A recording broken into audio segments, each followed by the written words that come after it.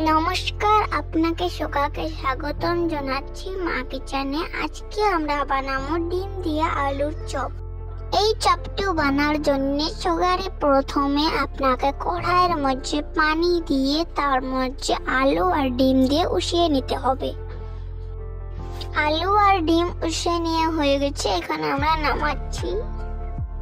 এবার আলুগুলোকে আলাদা করে নিয়ে তার মধ্যে কাঁচা লঙ্কা আর পেঁয়াজ কাটা দিয়ে তার মধ্যে লবণ আর তেল দিয়ে তারপরে খালি কড়াইয়ের মধ্যে তেল দিয়ে লঙ্কার সাথে পেঁয়াজগুলো ভেজে নিয়ে ওইগুলো দিয়ে দিতে হবে।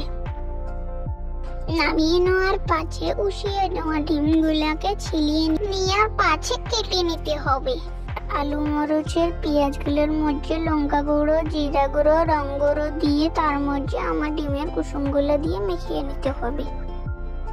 আমরা যেভাবে মাখছি আপনিও সেভাবে মাখবেন কিন্তু।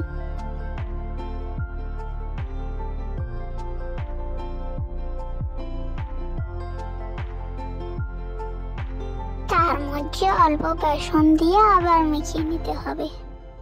মিশিয়ে নেওয়া হওয়ার পিছতে আপনাকে বলের মতন বানিয়ে ভিতরে অল্প খোকলা বানিয়ে তার মধ্যে ডিম দিয়ে তার ভিতরে অল্প সস দিয়ে বলের মতন বানিয়ে গুলগুলো ভাজিয়ে নিতে হবে।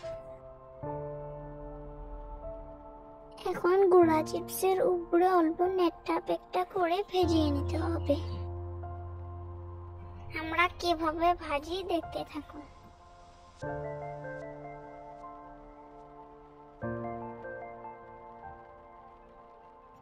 করা হয়ে যাওয়ার পিছন ওকে নামিয়ে নিতে হবে আর এভাবে সবগুলোকে ভাজতে হবে।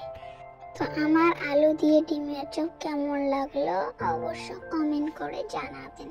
Thank you for watching in the video.